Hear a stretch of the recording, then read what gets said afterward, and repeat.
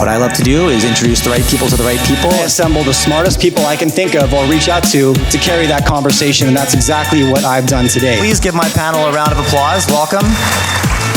Okay, guys, Jay Martin here, CEO of Cambridge House, and I'm joined right now by Luis Zapata, the executive chairman of SilverX.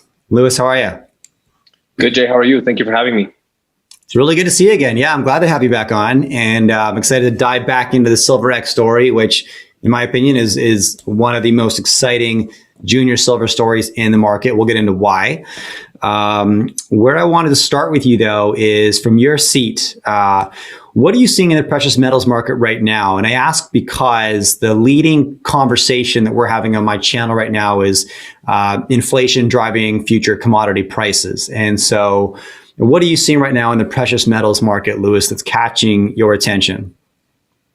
Sure. I mean, given the years we've had and the massive printing of fiat currencies by governments all across the world, there's definitely inflationary pressures across the board, not just in commodities, but in consumables as well, right?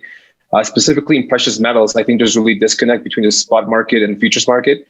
I mean, if you go out right now and try to buy a kilo bar of silver, a kilo bar of gold, I think you would be hard pressed to find it in stock. Having said that, it's gold at 1,700 today when we're recording this, silver at $26. I think it's a good price for commodities and should make a lot of the projects that we're working on, viable, right? Not just us, but the industry as a whole. I'm with you. Yeah. And for context, we're recording this on June 18th, about a week in advance of publishing. A lot can change in the price these days. So, I mean, you're focused on Latin America, and there's a lot of eyeballs right now on the election in Peru and what kind of consequences that may or may not have for projects based in that country. Do you have any thoughts on that, Luis? Sure. Well, I mean, look, number one, the whole SilverX team is in Peru, right? From Paul to myself, our CEO, everyone's here except our CFO. So we're very cognizant of the Peruvian political situation. What I would tell you is this. I mean, as of today, we don't have a president. It's going to the courts. Who knows what could happen there? There's a lot of different scenarios. Anyone that tells you who's going to be the president July 28th when we install the new president is lying to you at this moment because nobody knows. What I will say is this.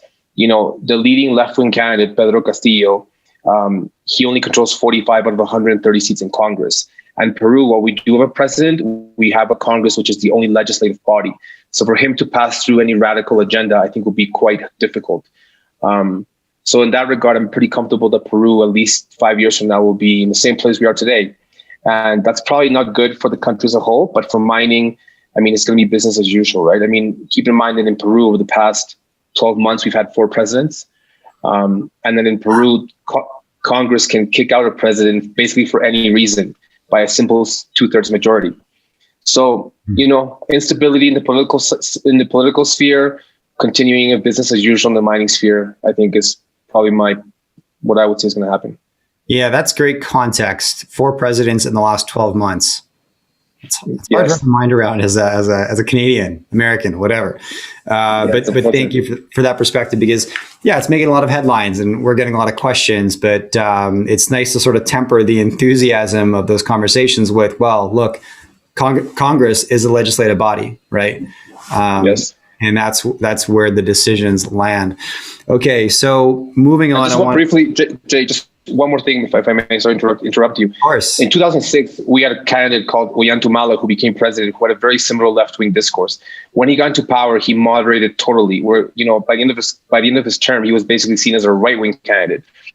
And now, even with Castillo, his whole technical team, they've been, university professors, sort of, liberal economic theory behind them. So I think we'll be okay. I wouldn't worry too much about it. Yeah. All right. I love it. Thanks for sharing that. Okay. Now let's get into SilverX, because I had you on the show. It must have been January of 2021. And the reason OroX at that point, caught my eye, and now you guys have renamed to SilverX, was all driven by the people that you've assembled, Luis. Now, anybody who watches my channel knows I'm a people-driven investor, and I can't stress that enough. When you're looking at the junior metals market, the resource sector, you're betting on whether or not these individuals are going to be able to get the puck in the net, right? Like, do they know how to win? And everybody from the CEO you've got in place, Jose Garcia, and his background with so many of the world's largest mining companies, through to your advisory board, led by Paul Majestic. I mean, these are some legendary names, Daryl Carty, names that have been on my show and people are familiar with. Collectively, your team over the last 13 years has generated, correct me if I'm wrong, over $3.2 billion in shareholder value through company exits. And that's what caught my eye. And so let's dive into the portfolio a little bit. Your team's in Peru. Talk to me about the portfolio in Peru. Yeah, for sure. I mean, we're obviously called SilverX because it's sort of Paul's brand. He got LithiumX taken out. Recently, GoldX was taken out by Gran Colombia, and a great success for Paul's team again.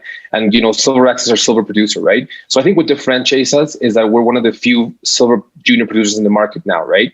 We have two assets, as you know. Coriorcco is the asset that OroX brought to the table with the public vehicle. It's a high-grade gold exploration asset. It gives us a blue sky. We're quite keen to drill it, hopefully next 12 months. But the reason we are at SilverX now is because we acquired Latitude Silver, which is, my partner's Jose's company. Latitude Silver has a producing silver lead zinc district in Peru. They bought it from Buenaventura in 2017, put it back into production. It's currently in production. We're drilling 30,000 meters this year to both increase the resource and both in size and category. And as well, we've locked up an entire district, right? They started with 5,000 hectares. Now there's over 16,000 hectares of, what we think is Peru's premier silver lead zinc belt. And we're very excited to get our hands on this and to really, be able to develop the project over the next couple of years. And so safe to say, Recuperada is the focus that we could expect to hear news about as shareholders, correct? Correct, yes. So Recuperada, yeah, of course. We call it now Nueva Recuperada because that means new in Spanish. We have a new vision of the district. When Buenaventura left it, they sort of saw it as a polymetallic district, which it is, of course, but they didn't really squeeze the grapes as much as they could, right? We see potential to basically increase the resource, to find new zones. There's 90 known productive veins within our land package, which most of which haven't been touched.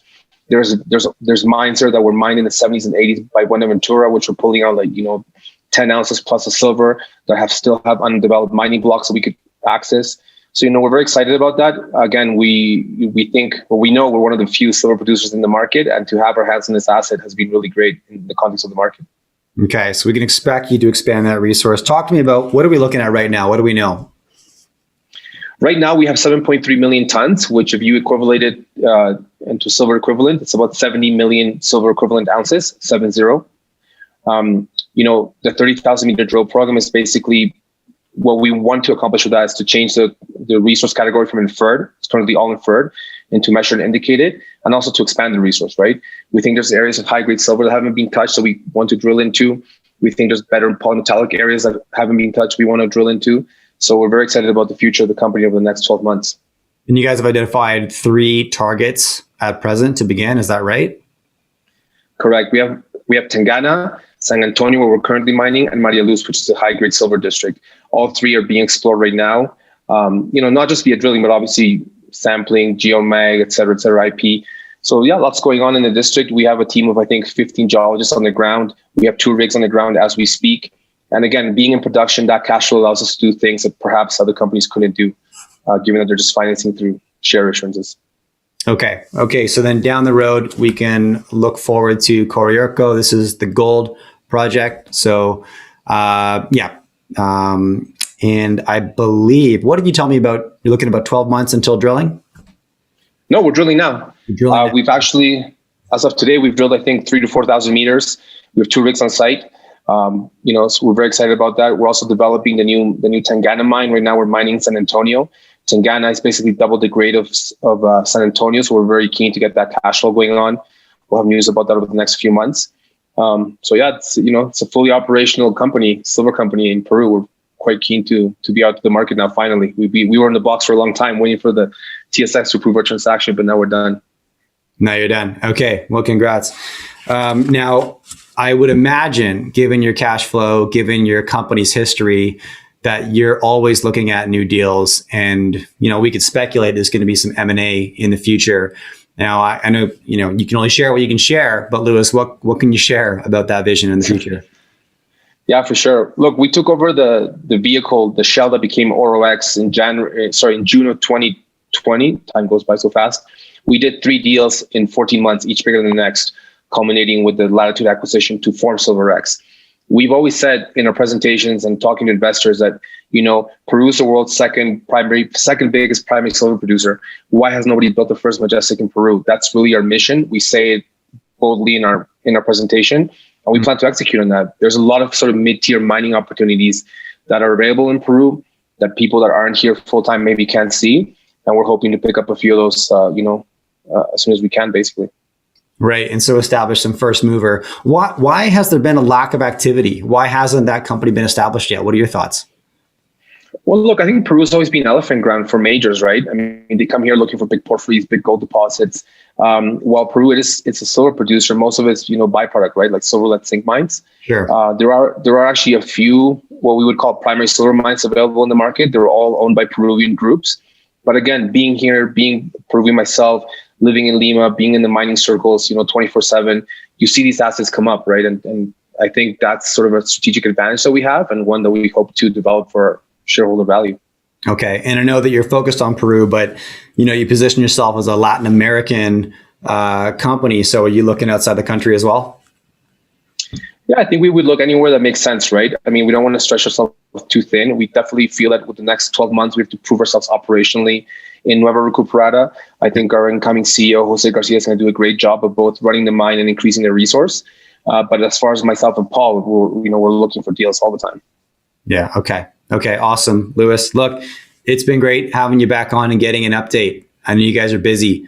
So once again, this is, when I heard about the team you would assemble, when I took a look behind the curtain at your executive team, your advisory board, I didn't wait for a financing. I built my position on the open market, and I'm happy to share why. So thank you for coming back on. Thanks for your time and getting back in front of my audience. As always, if you enjoyed this content, please hit subscribe. I'd love to have you on the team. And if you want to take the next step and go a bit deeper with my content, I publish a free weekly newsletter every Friday where I debrief my portfolio. I distill the top lessons I've uncovered from the guests I've had on this show every week. And I talk about sectors and industries that I think are poised to move, areas that I'm looking for opportunity, and places that I'm allocating capital. I love writing it. We publish every Friday. The link is right beneath this video. Love to have you join the tribe.